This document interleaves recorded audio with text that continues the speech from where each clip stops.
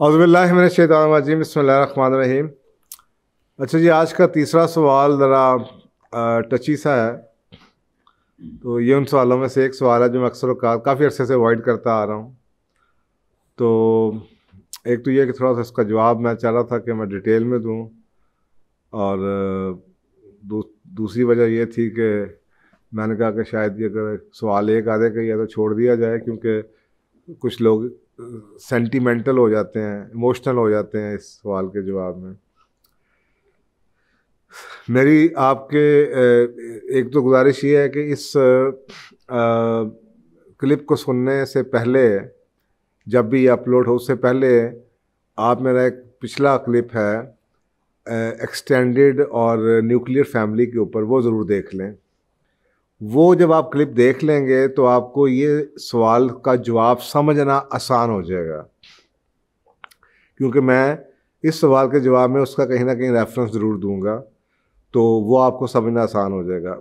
देखें, सवाल ये है कि आपके मेरे ख्याल में अरेंज मैरिजेस अच्छी हैं या लव मैरिज।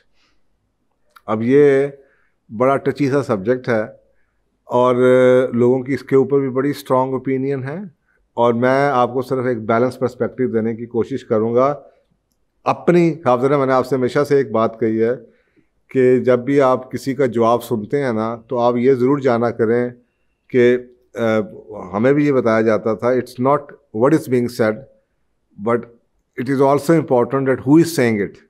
जो कहने वाला है उसकी बैकग्राउंड भी आपको पता होनी चाहिए, ताकि आपको उसका कॉन्टेक्स्ट तो साफ देना। मैं बिहेवियर का बंदा हूँ, और तो मैं उस हिसाब से आपको जवाब में वो चीज़ें आपको नज़र आएंगी कि इसके असरात क्या हैं, जो शायद आपको किसी नेट पे नज़र ना आए।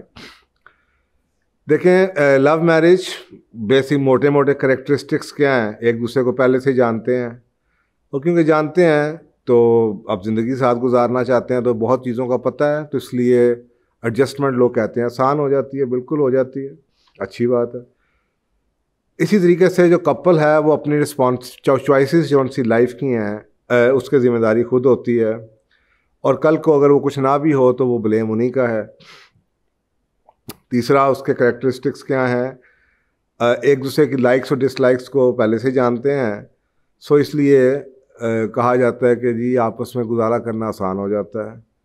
इसी तरीके से जो हमारी फजूल किस्म की रस्म व रवाज हैं, तो अगर लव मैरिज होती है तो उसमें अक्सर औकात वो रस्म व रवाज तोड़, मतलब जहेज़ है, लव मैरिज हो तो अक्सर वो जहेज़ की रस्म व रवाज तोड़ दी जाती है। वो आपस में फ़ैसला कर लेते हैं, नहीं हमने ऐसे नहीं करना वैसे नहीं करना, जो कि आम शादियों में नहीं हो सकता, अरेंज मैरिजेस में। लेकिन इसमें कुछ नुकसानात भी हैं जो कि जो अरेंज मैरिजेस हैं उसके फ़ायदे हैं। फॉर एग्ज़ाम्पल, लव मैरिज में जो कॉन्ट्रैक्ट होता है, चाहे माँ बाप मान जाएं, लेकिन कॉन्ट्रैक्ट जौन सा है वो दो इंडिविजुअल्स के दरमियान है, मियाँ और बीवी के दरमियान है। उसमें सबसे बड़ा जो नुकसान है वो ये है कि सोशल सपोर्ट जौन सी होती है ना, फैमिली की सपोर्ट, वो नहीं होती। इनके मैं ये कहना चाह रहा हूँ कि ज़िंदगी में लव जौन सी है उसके ऊपर आप शादी तो कर रहे हैं, लेकिन आपके पास ऐसी सपोर्ट नहीं है। मतलब आपकी शादी बम्प, जैसे कहते हैं आप गाड़ी की ड्राइव कर रहे हैं, आपका कोई हैज ऐसा नहीं है कि आपकी ज़िंदगी में कोई अगर वाक़या हुआ तो आपकी शादी के अंदर वो झटका प्रूफ शादी नहीं है लव मैरिज। अगर आप दोनों की आपस में लड़ाई हो जाए किसी बात पे, तो आपको सपोर्ट नहीं मिलनी ख़ानदान से। तो आप मसलन अगर आप, सबसे बड़ा नुकसान यही समझा जाता है कि जी आपको जो फैमिली सपोर्ट है लव मैरिज में वो नहीं मिलती। इसी तरीके से अरेंज मैरिज उसका भी कुछ नुकसान होता है। नुकसान भी है कि जी बहुत सारे लोग इन्वॉल्व हैं, इसलिए अक्सर औकात फ़ायदा भी हो सकता है कि जी माँ बाप अपने ख़ानदान बहन भाई अपने बेटे या बेटी को जानते हैं इसलिए रिश्ता अच्छा ढूंढ ले। नुकसान भी हो सकता है कि इतने ज़्यादा लोगों की ओपिनियन शामिल है कि अक्सर औकात उनकी बायसेस होती हैं कि वो अपने भाई या बहन के रिश्ते से ज़्यादा वो ये देख रहे होते हैं कि अपना उनको क्या पसंद आ रहा है। और ये जो चीज़ें हैं, अगर आप ये समझ लें कि अगर ये मेरे हिसाब से और मैं ये पाकिस्तानी मुआशरे के हवाले से आपको लव मैरिज और मैंने आपको अरेंज मैरिजेस एक्सप्लेन किया। अमेरिका में लव मैरिज साफ है, वहाँ पे तो कुछ और हिसाब होगा, लेकिन पाकिस्तान के अंदर लव मैरिज भी आपको पता है हो जाए तो 90% में, 80% केसेस में, 70% केसेस में माँ बाप शामिल तो होते ही हैं। ये अल्टीमेटली आपने रहना उनके साथ भी होता है, ना भी रहें तो अकेले भी रहें, लेकिन उनकी कहीं ना कहीं रोल ज़रूर होता है। या लड़ाई होती है वो छोड़ जाते हैं, या एक क्योंकि यहाँ पे एक फैमिली सिस्टम मौजूद है।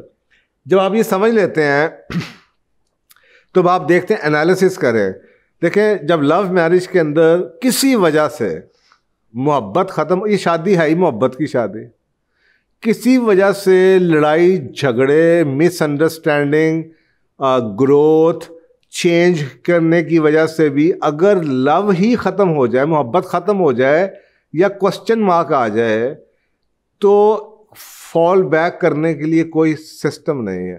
अरेंज मैरिजेस के अंदर शादी हो गई, माँ बाप की सपोर्ट है, दो ख़ानदानों में कॉन्ट्रैक्ट हुआ है, इनमें से एक लड़की है एक लड़का शादी छोड़ना भी चाहेगा तो आगे से इधर उधर से जूते पड़ेंगे, प्रेशर होगा कि जी हमारा ख़ानदान है, हम ऐसा नहीं करने देंगे तुम्हें। यानी कि बच्ची भी प्रोटेक्टेड है, लड़का भी प्रोटेक्टेड है। Are you getting the point? देखें, वो शादी सिर्फ दो मर्दों में नहीं हुई कि वो आपस में बैठ के फैसला कर दें, अम्मी अब्बू हमने फैसला किया है हम तलाक ले रहे हैं, ऐसा नहीं होगा। और आप सोच लें लव मैरिज भी होगी तो कल को या तो हालात अगर इतने ख़राब हैं फैमिलीज़ में तो उन दोनों में से कोई अपने ख़ानदान को बताने के काबिल भी नहीं रहेगा। आपने खुद लव मैरिज की हो और हालात ख़राब हो जाएं, आप मुझे बताएं, आप छुपाते रहेंगे क्योंकि आपको पता है कि अगर आपने जो ही मुंह खोला तो सबसे पहले आपको ये सुनना पड़ेगा, ओ अच्छा हमें तो पहले ही पता था, और वहाँ से बात बिगड़ जाएगी। भाई कभी ना कभी बीवी, चाहे बीवी हो चाहे आदमी हो, तो आप बिल्कुल अकेले हैं, आपको सपोर्ट मिलनी नहीं, और जो ही आपने मुंह खोला ये और नुकसान हो जाना है, क्योंकि वो फैमिली वाले तो पहले से रजामंद ही नहीं थे इस शादी के लिए। लड़की ने अगर कह दिया कि जनाब मेरा हस्बैंड ये कर रहा है तो उसको घर वाले आगे लगाने वाले बड़े होंगे, लड़के ने अगर बेचारे ने कह भी दिया तो उसको कहने का हाँ जी वो तो हमें पहले ही पता था, तो हमारा तो फैसला ही करा। अक्सर औकात इसी चक्कर में वो बताता ही नहीं है और वो बेचारे आपस में घुल ही जाते हैं। तो एक तो सबसे बड़ा जो नुकसान मैंने देखा है वो ये है, सपोर्ट नहीं है। लड़की सबसे ज़्यादा वल्नरेबल है, लड़की को फैमिली की सपोर्ट नहीं होती। दूसरी चीज़ जो मैंने देखी है, देखें लव मैरिज में ना टू मच डिपेंडेंसी हो जाती है और अटैचमेंट हो जाती है। आप दो मियाँ बीवी हैं, शादी हो गई है, लव मैरिज है, वो इतने क्लोज हो जाते हैं, इतने अटैच्ड हो जाते हैं कि बाहर की दुनिया छूट जाती है, इमोशनल डिपेंडेंसी बहुत बढ़ जाती है, एक्सपेक्टेशंस टॉप पे होती हैं, और यही एक्सपेक्टेशंस जो सी हैं इसमें थोड़ी सी लग्जिश हो जाए तो शादी गिर जाती है। इतनी ज़्यादा अनएक्सपेक्टेड, यानी कि ये समझ लें जो कि मैच नहीं हो सकते हैं, अनरियलिस्टिक किस्म की एक्सपेक्टेशंस ऐसी लग जाती हैं। जैसे एक औरत है, उसने बहुत लोगों से लड़के किसी का रिश्ता ठुकरा के आपसे शादी की, तो वो तो समझेगी कि जनाब आप तो बस देखें मैंने तुम्हारे पे कितना कुछ किया। इसी तरीके के आदमी ने ऐसा कुछ किया है, उसने अपनी फैमिली के रिश्ते ठुकराए कुछ और, उसकी एक्सपेक्टेशंस भी टॉप पे जा रही हैं, और ये इतनी ज़्यादा इमोशनल अटैचमेंट है। और इमोशनल अटैचमेंट की वजह भी है क्योंकि जब आपने शादी की कई लोग नाराज़ हो गए, शायद फैमिली भी आपसे बहुत ज़्यादा खुश नहीं है, और क्योंकि आप लोगों की अपनी मर्ज़ी है, और फैमिली के साथ आप खुद सोचें कि अगर आप लव मैरिज करके भी अपने घर में बीवी को लेके आ जाएं, अम्मी ने आपकी मान लिया, लाडला बेटा था मान तो ली, लेकिन अम्मी की बहू के साथ अंदर से बनती मुनती कोई नहीं है, उसको पसंद कोई नहीं है, उसने अपने बेटे की खुशी के लिए कर तो दी है। अब ये जो केमिस्ट्री मैच नहीं हो रही ना, अब वो लड़की बेचारी उस घर में भी है लेकिन वो जेल नहीं हो पा रही, और अब वो ये चाह रही है कि अच्छा, और शायद वो अपने खामद की मोहब्बत में उसकी माँ को बर्दाश्त तो कर रही है, लेकिन वो ये एक्सपेक्ट कर रही है कि जब शाम को मेरा खामद आएगा मुझसे सुनेगा, और वो कितने साल सुनता रहेगा अपनी माँ के ख़िलाफ़। मैं इसलिए कह रहा अनरियलिस्टिक एक्सपेक्टेशंस ऑटोमेटिकली बिल्ड हो जाती हैं। अनरियलिस्टिक इमोशनल अटैचमेंट इतनी ज़्यादा बढ़ जाती है कि आम शादियों में छोटी मोटी चीज़ों पे आप बॉदर ही नहीं करते। हाँ, वो ले जाओ कज़न के साथ चली जाओ, इधर से आ जाना, उसको कर देना, फैमिली के साथ चली जाओ, जब लव मैरिज होती है आप इतने पॉजेसिव होते हैं कि आपको ये बातें पसंद ही नहीं आती, तो फिर आहिस्ता आहिस्ता आहिस्ता आप आपस में इमोशनली इतने डिपेंडेंट हुए जाते हैं कि छोटा सा कोई मसला आ जाए तो वो फिर आपसे बर्दाश्त नहीं होता। इसी तरीके से मेरा तीसरी असेसमेंट ये है कि लव मैरिज में एक जो रिश्ता होता है ना, जो रिलेशनशिप होता है, उसके कुछ रोल्स भी हैं और बहुत ज़्यादा मेहनत चाहिए क्रेडिबिलिटी बिल्ड करने की। भाई आप देखें कि एक आदमी है और एक लड़का है, लड़की है, दोनों क्लास फेलो थे, लव मैरिज हो गई। आज तो लव मैरिज हो गई है, 5 साल 10 साल 15 20 साल के बाद आदमी ने बड़े होना है या औरत ने बड़ा। औरत को अपने हिसाब से इज्जत चाहिए, आदमी को एज अ हस्बैंड इज्जत चाहिए। और शायद लव मैरिज में उनकी इतनी फ्रैंकनेस की वजह से अभी तो उनको ये अच्छा लग रहा है फ्रैंकनेस, लेकिन जब ये बड़े होंगे और जब इनकी बाकी डेवलपमेंट होगी तो शायद यही चीज़ें इनको बग करनी शुरू कर दें। क्योंकि जैसे वो एक दूसरे को जवानी में ट्रीट करते थे या द क्लास फेलो ट्रीट करते थे कि उसने ना कर दी, उसने उसको मना लिया, 20 साल के बाद शायद आपको ये रूठना मनाना बहुत ज़्यादा पसंद ना हो और आपको ये लगे कि यार मैं हस्बैंड हूँ, मैंने कह दिया तो मेरी बात मान लें। लव मैरिज के अंदर बहुत मुश्किल होता है क्योंकि आप इकट्ठे ग्रो करते हैं। अक्सर औकात आप नीचे से आ रहे होते हैं। मैं कई लोगों की शादियों को जानता हूँ, मैट्रिक के ज़माने का फेयर शुरू हुआ है, यूनिवर्सिटी की डिग्रियों के बाद जाके शादी होती है। इसका मतलब है कि आप बचपन से जानते हैं, आपने उस बच्चे को साइकिल पे देखा है, मोटरसाइकिल पे देखा है, अब वो क्रेडिबिलिटी नहीं है। दूसरी शादी अरेंज है जहाँ पे आपने जिस बंदे से शादी हुई है उसको आज देखा है, ऑलरेडी वो किसी बिजनेस के प्लेटफॉर्म पे पहुंचा हो, उसकी गाड़ी, आपको उसका पास्ट नहीं पता, तो एक पहले से क्रेडिबिलिटी बिल्ड हो गई। लव मैरिज में ऐसा नहीं होता क्योंकि आप इकट्ठे ग्रो किए हैं, आपको सबका पीछे से पता है। अब इसमें वो रोल लेना और वो समझना बहुत चैलेंजिंग हो जाता है। तो तीसरा मेरी इसके बारे में ऑब्जर्वेशन ये है। चौथी मेरी ऑब्जर्वेशन ये है, देखें psychologically man thrive on success. आदमियों को उनकी ब्लड लाइन है सक्सेस और अचीवमेंट। औरतों की ब्लड लाइन है अटैचमेंट और रिलेशनशिप। लव मैरिज में एक वक्त आता है कि लोग ये रियलाइज करते हैं कि इनका स्पाउस ही इनकी नीड के रास्ते में रुकावट है। फॉर एग्जाम्पल, बहुत मोहब्बत है बीवी के साथ, आपको पता है कि आपकी बीवी ना चाहते हुए आपके माँ बाप के साथ रहता है, आपकी माँ के साथ गुजारा करती है, आप थके टूटे आ रहे हैं, वो कहते हैं मुझे खाना लेकर आओ, मुझे होटल में लेके जाओ, आप ले जाएंगे क्योंकि उसकी अटैचमेंट आपकी फैमिली के साथ तो है नहीं, उसकी अटैचमेंट तो आपके साथ है। आहिस्ता आहिस्ता बाद से आपको ये फीलिंग मिलनी शुरू होगी कि जो आपकी करियर है, मसलन आपको एक मौका मिला दुबई में जाने का, एक आपको जनाब इंग्लैंड में कोई पोस्टिंग हो रही है और वो बीवी को नहीं जाने दे रही है। बीवी आपको पता है कि ये मेरे ख़ानदान में तो मैं रख नहीं सकता इसको तो यहाँ पे कोई लिफ्ट नहीं कराएगा क्योंकि ये तो आपकी मर्ज़ी से आई थी। तो अक्सर लोगों को मैंने देखा है कि वो कैरियर की अपॉर्चुनिटीज़ मिस कर देते हैं कि यार मैं बीवी को नहीं छोड़ सकता। बाद में जाके यही ताने बन जाते हैं, मैंने तुम्हारी वजह से ये मिस कर दिया, मैंने तुम्हारी वजह से वो मिस कर दिया। तो ये जो दोनों की नीड्स हैं, उसकी सक्सेस और अचीवमेंट की और उसकी रिलेशनशिप की, क्योंकि औरत को रिलेशनशिप और अटैचमेंट चाहिए फैमिली के साथ कि अगर आदमी बिज़ी है, वो अपनी मेहनत कर रहा है, 12-12 घंटे काम कर रहा है, तो उसको ये सुकून चाहिए कि उसकी जो बीवी है वो उसकी बहनों के साथ, माँ के साथ, कज़नों के साथ हल्ला गुल्ला अकेली है, उसकी जान छुटी हुई है। लेकिन लव मैरिज में ऐसा नहीं होता।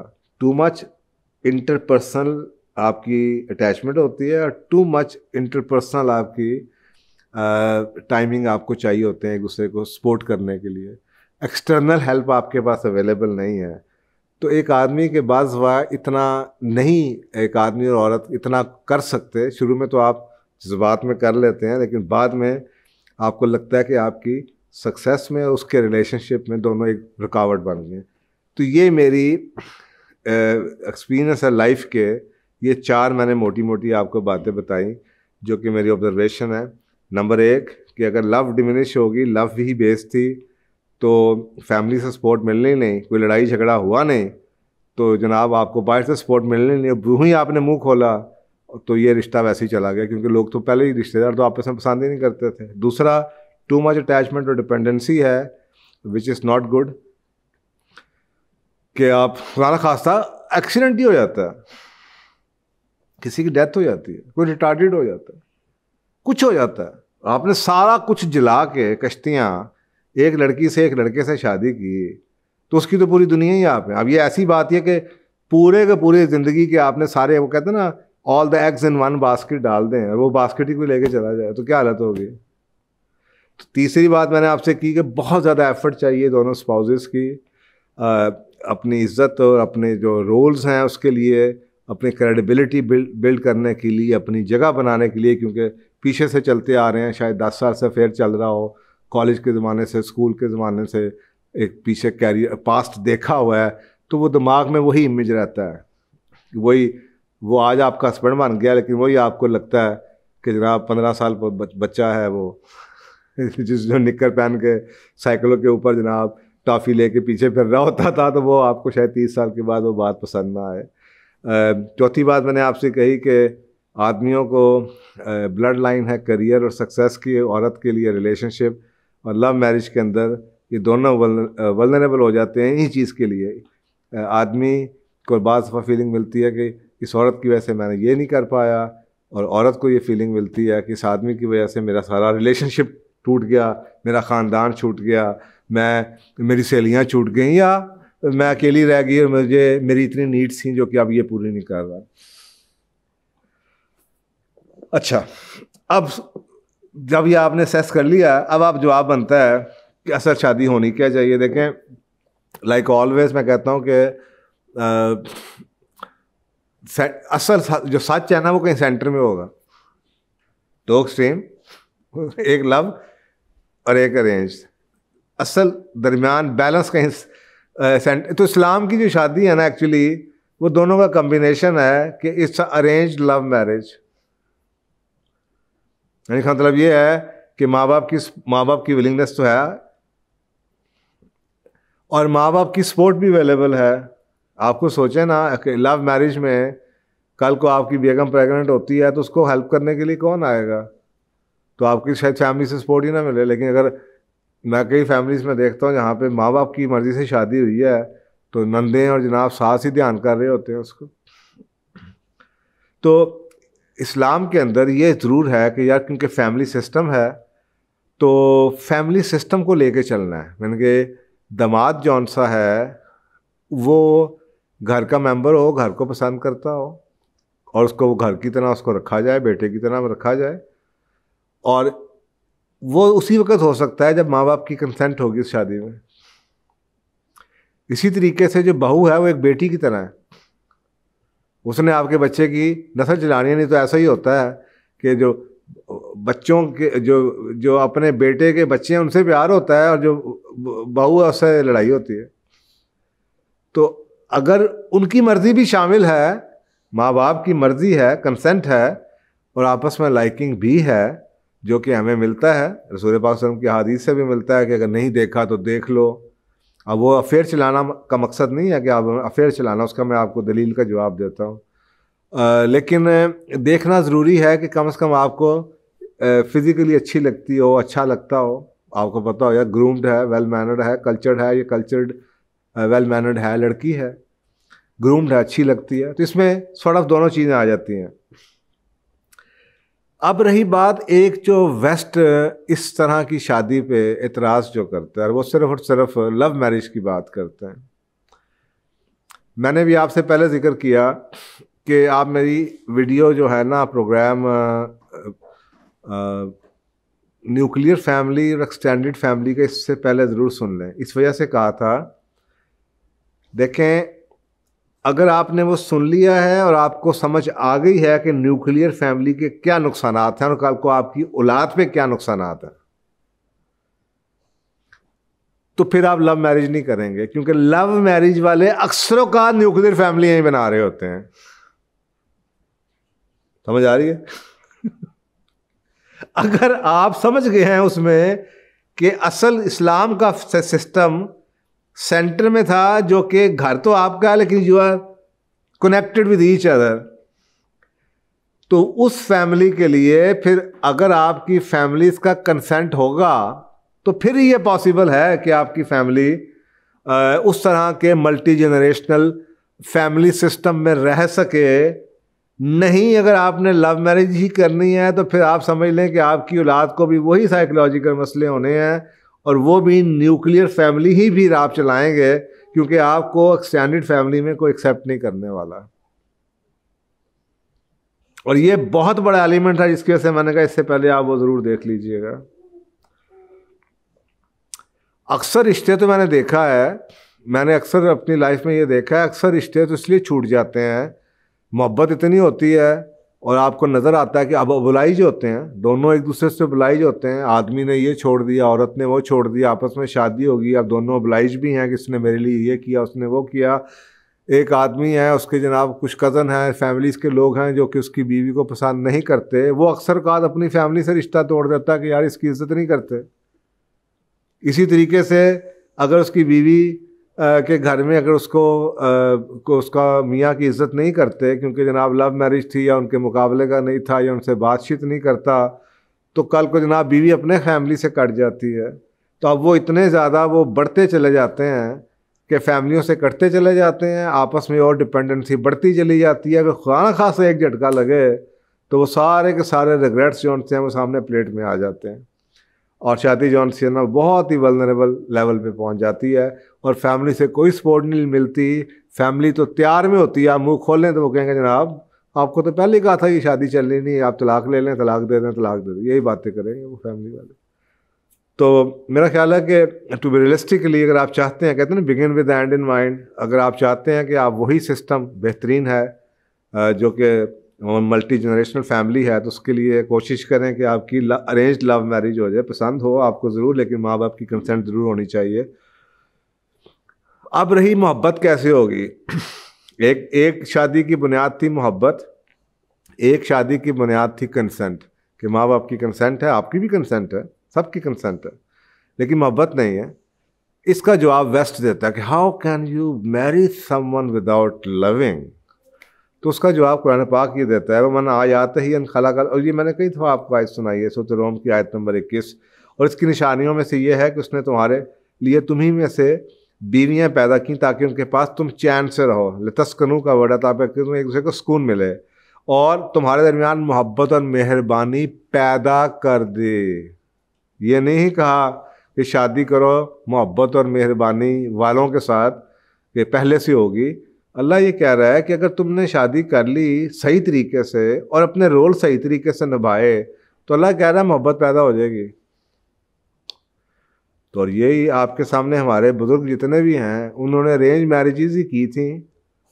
आपके ख्याल में वो अशफाक अहमद साहब, बाना कुर्सिया, बड़ी बड़ी अच्छी उनकी बातें थी, बड़ी अच्छी उनके शादी पे बड़ा अच्छा कपल समझा जाता था, बड़ी इज्जत थी उनकी। तो आपके ख्याल में क्या उनकी लव मैरिज हुई होगी? मेरे माँ बाप की कोई लव मैरिज थी? ये वाली मैरिज थी जो मैं आपको कह रहा हूँ। मेरे घर वालों की, मेरे अब्बू की, अम्मी की ऐसी मैरिज ही थी कि जी इनके एक शादी हुई अरेंज, उस अरेंज शादी में वो ख़ानदान नज़र पसंद आया, रिश्ता भिजवा दिया, माँ अम्मी अब्बू के वो भी पसंद आया। अब ये अरेंज लव मैरिज तो सॉर्ट ऑफ कह लें आप, और सारी की अच्छी शादियाँ चलती रही हैं, क्योंकि लव हो जाती है। वो जो अल्लाह को रिश्ते के लिए लव चाहिए ना, वो हो जितनी चाहिए उतनी हो जाती है, उससे ज़्यादा चाहिए नहीं। लेकिन इतनी लव नहीं होनी चाहिए कि आप किसी को पागल हो जाएं या आप वो झटके ना बर्दाश्त कर सकें। और अल्लाह ताला को इतनी अटैचमेंट भी पसंद नहीं है रिश्तों के साथ, जो कि वेस्ट समझता है कि इतनी ज़्यादा हो जाए अटैचमेंट। और एक मिससे मेरा ख्याल आजकल के दौर में इकोनॉमिक फैक्टर भी है। आजकल के बच्चों को तो मैं बिल्कुल मना करता हूँ। वजह यह है कि आजकल के बच्चों ने इकोनॉमिकली इंडिपेंडेंट शायद इतना होना नहीं है, उन्होंने आज आके किसी ना किसी तरीके से माँ बाप पे डिपेंडेंट रहना है, और शायद रहना भी घर में ही है। अभी रिसेंटली मेरे पास एक केस आया हुआ है, उसमें एग्जैक्टली यही केस है कि वो शादी माँ बाप से ज़्यादा, माँ बाप की कंसेंट तो थी लेकिन माँ बाप से ज़्यादा बच्चे की डिमांड पे उन्होंने शादी तो कर दी, इकलौता बच्चा है। अब बच्चा घर से निकलने को तैयार नहीं है और बीवी को लगता है कि उसकी माँ उसको एक्सेप्ट नहीं करती, जबकि बेचारी वो तो बेटे के लिए कुछ भी करने को तैयार है।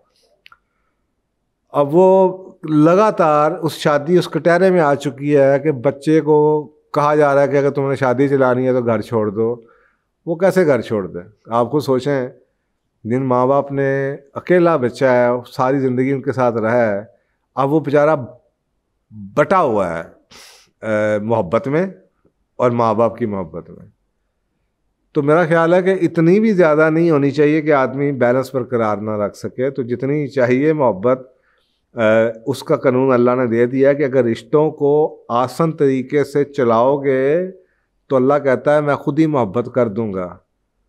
तो उस पर आप फोकस करें, उस पर वरी ना करें कि ये जो मोहब्बत वाली आपको टेलीविज़न में तस्वीरें नज़र आती हैं और ड्रामे नज़र आते हैं, शायद वो नहीं होगा तो क्या होगा। तो ये जो मैं बात बता रहा हूँ, इस बात की अल्हम्दुलिल्लाह एक दलील भी आ गई है, एक स्टडी आ गई है, वो मैं आपसे शेयर कर देता हूँ। आपको भी मेरी बातों से लग रहा होगा यार ये क्या बातें कर रहा है, इस्लाम के हवाले से मोहब्बत तो मोहब्बत होती है। ज़रा सुनिए, ये जो मैंने अभी आपके सामने सूरह रोम की आयत नंबर 21 पढ़ी है कि मोहब्बत हो जाती है अगर रिश्ते आसान तरीके से चलाएं।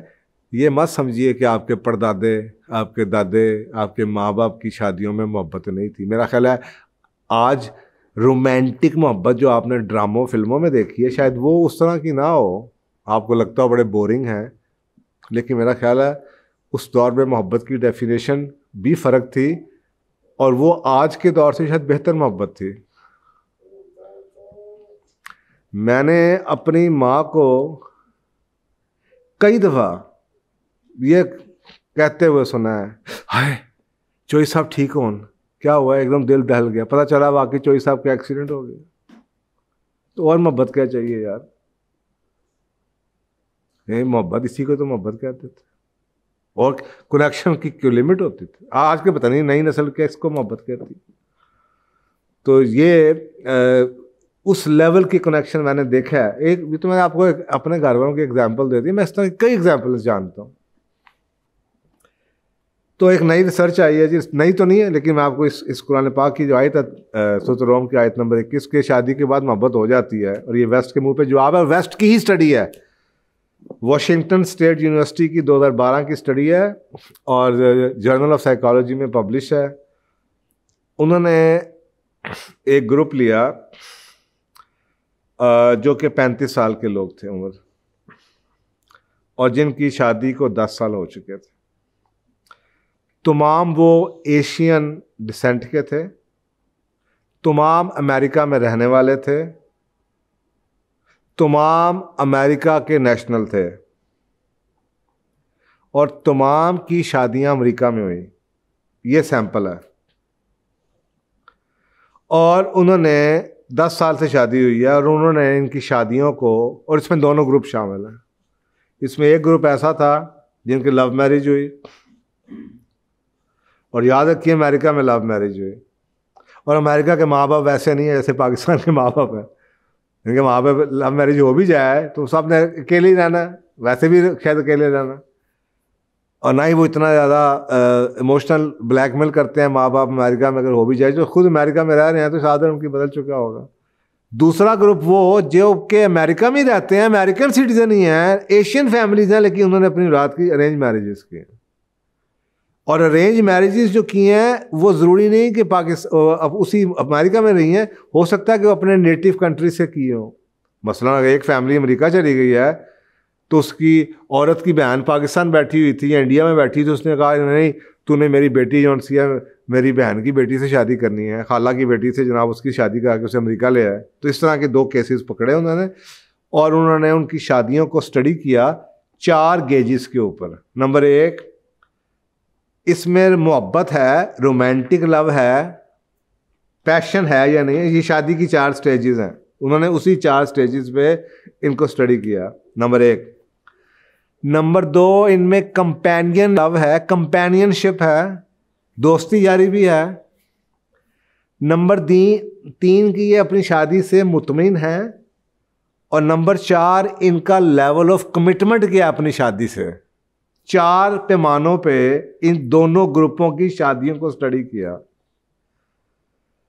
और मजे की बात यह है कि स्टडी करने के बाद दे फाउंड नो डिफरेंस